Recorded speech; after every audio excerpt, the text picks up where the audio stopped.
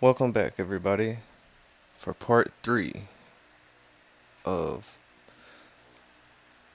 the non-transparency of the Huntsville Police Department in Huntsville, Alabama. I think this happened a little over 3 years ago, and this right here is the main reason I believe that they won't release any kind of footage. So, I'll let you watch this.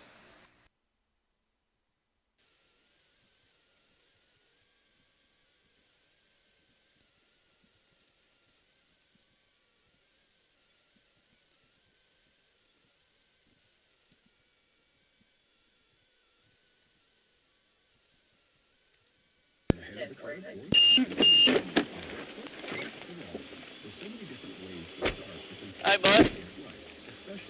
Talk to you real quick. Come here.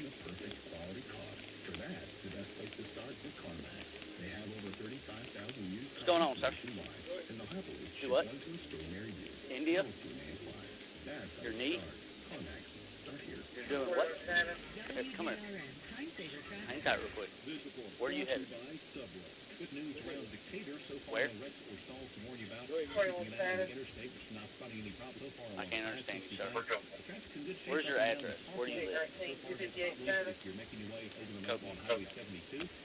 Stop walking. Stop walking. Do you have any ID on? No ID. What's your name? Okay. India? Okay.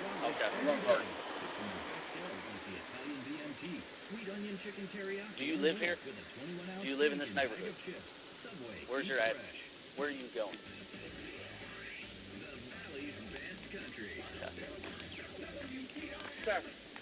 Sir, come here. We're trying to figure this out. Are you looking at houses and stuff? Turn.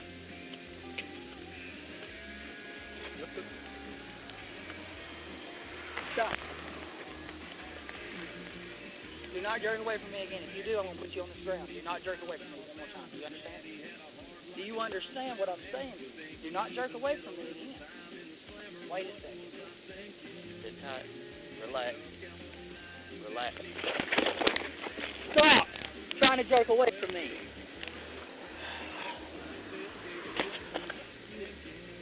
Okay, they're not going to have it for you out here now. Chill out. Chill out. If you try to jerk away from me, you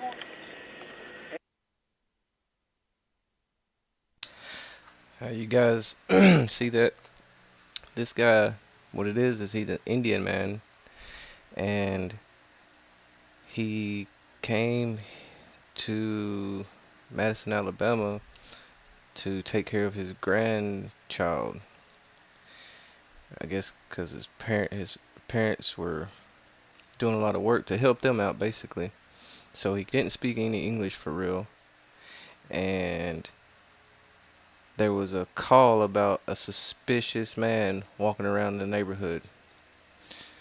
After this officer slammed him on the ground, he's telling him to chill. Well, first he tells him you were trying to get away from me. Second, he tells him to chill. Right now, this man is paralyzed. He's not going anywhere.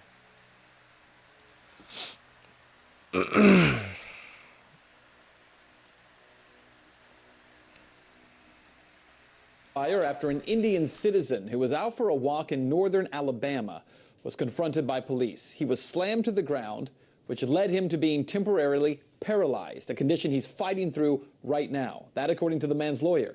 That lawyer, Hank Sherrod, spoke with me earlier about his client's case, and I began by asking him what the victim, Sureshbhai Patel, was doing in Alabama. Mr. Patel is a grandfather, and he had a premature grandchild that was a big demand on his son and daughter-in-law. Son wanted to go back and had to drop out of his master's program in electrical engineering at University of Alabama in Huntsville, and it was just needed a break, and he came here to help. Came here to be a granddad. The situation, this incident happened just outside of Huntsville, Alabama, if I'm correct. And a statement by the police there says the caller, who lives in the neighborhood, did not recognize Mr. Patel, thought he was suspicious. What was suspicious about his behavior? You know, first off, I haven't seen any information about this call. Taking the police at their word, the only thing that would have been suspicious is that, you know, he was of brown skin. And, you know, this was in the morning. This was, you know, not at night. He's dressed nicely in a sweater and a pair of pants and a knit cap. And so when police arrive on the scene there, he was apparently walking on the sidewalk down the street, and as police approached him, apparently Suresh Bhai did not speak or does not speak English, and he put his hands into his pockets. Is that what police are claiming? He never put his hands in his pockets. They checked his pockets to see if he was, patted him to see if he had a weapon, I guess. He had his hands out, and he pointed down the street and said, "No English, Indian, walking," and said house number, and he gave the number of the house. And he was grabbed when he pointed? Is that what the claim is? You know, I believe, and again, you know, I've just gotten translation through the Sun, but my understanding is that at that point, you know, that's what he answered them. He stopped. He was stopped and talking to them, trying to explain, and one of the officers, pretty much out of the blue, just grabbed his arm, put it behind him, and took him directly to the ground, and he immediately became paralyzed in all four of his extremities. Now his arms and his legs. That's the most incredible part of the story. Being knocked to the ground by these officers apparently left Mr. Patel bleeding from the face and, as we've read, paralyzed and in need of surgery to fuse two vertebrae. As I understand it, and I haven't had a chance to talk to the doctors or see medical records, but the doctors say that there was trauma to the cervical spine that caused immediate swelling. And they needed to do the cervical fusion in order to get in there and relieve the pressure on the spine. And so far, Mr. Patel, when I saw him yesterday, he was able to raise his arms like this, but he can't grip with either of his hands right now, and I think it's a little worse on the left. He's gotten some use of his right leg, but very little of the left. The use of force here is not entirely unusual from what we've seen in police departments around the country. However, what makes it different, I think, certainly, at least in the appearance part of this, is the outcome of Mr. Patel being paralyzed as a result of being tackled the way that he was. Madison police have refused to identify the officers involved in the stop. Is that unusual for a case like this? I don't think it's necessarily unusual, but I don't think it's right. You know, this is, you know, if you don't identify the officer, you only release the video and the audio, which they admit they have, but you only release that when it supports you. You don't do it, in this case, when obviously you're concerned that it doesn't. That's messed up. Paralyzed him. Now, if you thought that was bad, you thought the police department is bad. This jury from Huntsville, listen to this.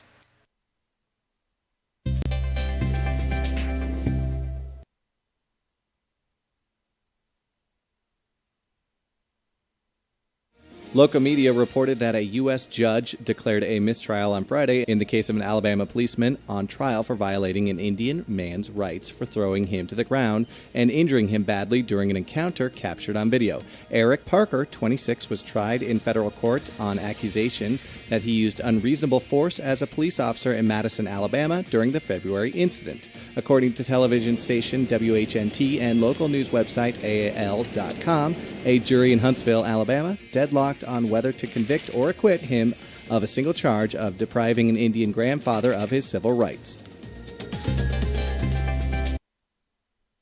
Wow. They couldn't come up with an agreement. That's ridiculous. But it gets better. It gets better, people. For the second time in less than 2 months, an Alabama jury has been unable to agree on whether a police officer was justified when he arrested a 58-year-old man from India, partially paralyzing him in the process. The mistrial declared this week is the second for 27-year-old Madison police officer Eric Parker at the federal courthouse in Huntsville, Alabama. In February, Parker was charged with a felony for allegedly violating the civil rights of Suresh Patel, a 57-year-old Indian citizen who was visiting to help care for his newborn grandson.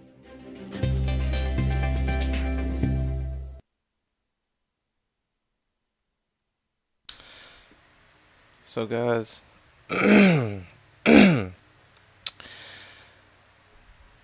this is why I believe, in my opinion, why they won't release any kind of footage from 2016, the time they got body camera footage, or body cameras, on up till now.